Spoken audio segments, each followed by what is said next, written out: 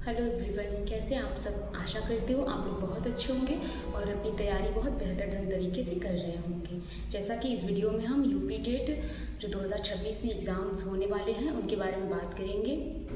इसके पिछले वीडियो में मैंने आपको यूपी टेट जो एग्ज़ाम डेट है 2026 में उसके बारे में बताया था, और जो टीजीटी पीजीटी की जो नई एग्ज़ाम डेट है उसके बारे में हम लोगों ने डिस्कस किया था।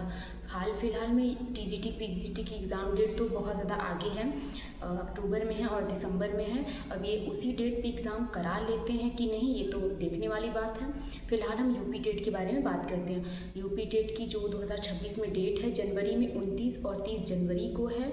अगर हम ये बात मान के चलें कि अगर आयोग ये एग्ज़ाम करा रहा है तो यानी कि इसको नोटिफिकेशन 2.5-3 महीने पहले देना पड़ेगा।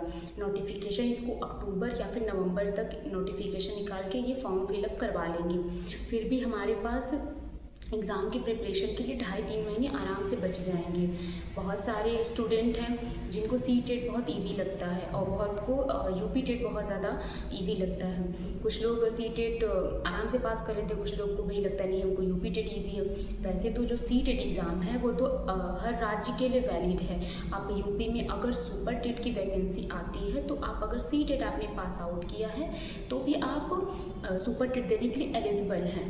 लेकिन सुपर टेट यूपी के लिए है और यूपी की वैकेंसियों के लिए वहाँ का टेट चलता है, यानी कि यूपी टेट। तो अगर फिलहाल आप अगर सी टेट पास हैं 1 to 5 ऐसे 6 to 8 में आपके अच्छे मार्क्स हैं तो भी आप यूपी टेट दे भी सकते हैं और फिर नहीं भी दे सकते। लेकिन फ़िलहाल स्टेट की वैकेंसी है तो आप यूपी टेट दे तो ही बेहतर है। और बात कर लेते हैं यूपी टेट प्रिपरेशन के बारे में, एग्ज़ाम के प्रिपरेशन के बारे में।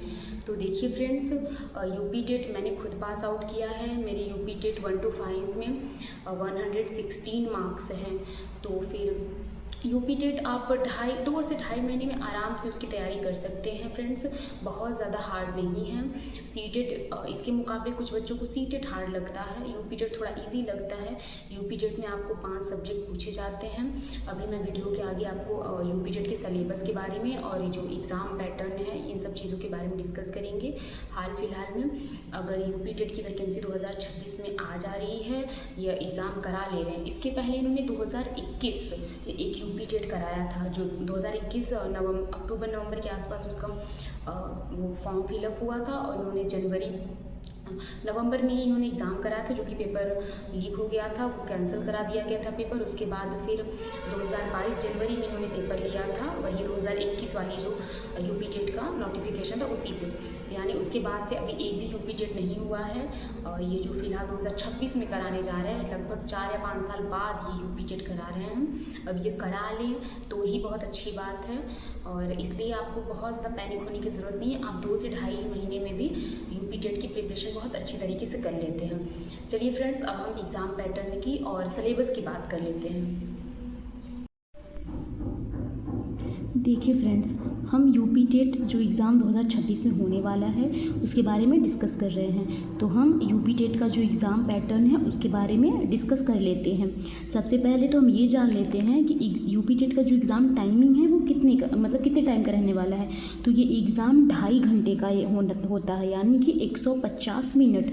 और जो इसमें क्वेश्चंस पूछे जाते हैं वो भी 150 क्वेश्चन पूछे जाते हैं, यानी कि 150 मिनट में 150 क्वेश्चंस। और फ्रेंड्स, इसमें कोई भी नेगेटिव मार्किंग नहीं होती। मैं फिर से आपको बता दे रही हूँ, इसमें कोई भी नेगेटिव मार्किंग नहीं होती। आप आराम से सारे क्वेश्चंस जो आपको आ रहे हैं वो भी, और जो आपको नहीं आ रहे हैं वो भी आप क्वेश्चंस अटेंड कर सकते हैं। तो हम इसमें जो इसके जो सब्जेक्ट्स हैं उनकी बात कर लेते हैं। तो सबसे पहले हम बात करते हैं सीडीपी की। तो इसमें सीडीपी एंड पेडागोजी 30 नंबर का पूछा जाता है, यानी कि 30 क्वेश्चन इसके पूछे जाते हैं। और लैंग्वेज 1 यानी कि लैंग्वेज 1 में हिंदी रहती है तो आपकी हिंदी भी 30 क्वेश्चन की पूछी जाती है। और आपका जो लैंग्वेज 2 है इसमें आप इंग्लिश भी ले सकते हैं या फिर संस्कृत भी ले सकते हैं। बहुत बच्चों को इंग्लिश इजी लगता है तो वो पेपर 1 में हिंदी कर लेते हैं, पेपर 2 में इंग्लिश कर लेते हैं। बहुत बच्चों को संस्कृत सही लगता है तो वो पेपर 2 में संस्कृत ले लेते हैं। तो यानी कि इस तरह से आपका लैंग्वेज 1 और लैंग्वेज 2 में 30 क्वेश्चन लैंग्वेज 1 के और 30 क्वेश्चन लैंग्वेज 2 के पूछे जाते हैं। और इसमें मैथ की बात कर ले तो मैथ में भी 30 क्वेश्चन पूछे जाते हैं। और ईवीएस की बात कर ले तो ईवीएस में भी 30 क्वेश्चन पूछे जाते हैं। ये बहुत बच्चों का ये होता है कि ये सीटेट से इजी पेपर माना जाता है। इसका रीज़न ये है कि इसमें पूरे सब्जेक्टिव क्वेश्चन पूछे जाते हैं, इसमें पेडागोजी से रिलेटेड क्वेश्चंस नहीं पूछे जाते। जैसे कि सीटेट में क्या होता था कि अगर आपके 15 नंबर हिंदी के व्याकरण से आ गए तो आपके 15 नंबर पेडागोजी से आते हैं। लेकिन सीटेट इसमें यूपी टेट में क्या है कि आपके पूरे 28 से 29 क्वेश्चन आपके जो वो व्याकरण है पूरा ग्रामर का जो उससे पूछे जाते हैं। आपका पेडागोजी का क्वेश्चन 1 या 2 क्वेश्चन आता है, तो फिर क्वेश्चन जो रहते हैं वो गलत होने के चांसेस बहुत कम रहते हैं। इसलिए आपके नंबर बहुत अच्छे आते हैं इसमें, और आराम से आप 1.5-2 महीने में इसकी प्रिपरेशन करके आप बहुत अच्छा मार्क्स गेन कर सकते हैं। ये रहा आपका जो एग्ज़ाम पैटर्न है। अगर आपको डिटेल सिलेबस चाहिएगा तो आप मुझे कमेंट सेक्शन में बता दीजिएगा। मैं एक यूपी टेट एग्ज़ाम का एक डिटेल सिलेबस आप लोगों के लिए लेके आऊँगी। अगर आप लोगों को ये वीडियो बहुत अच्छा लगा हो, इन्फॉर्मेटिव लगा हो, तो फिर इस वीडियो को लाइक करिएगा, शेयर करिएगा और प्लीज़ मेरे चैनल को सब्सक्राइब कर दीजिएगा। धन्यवाद।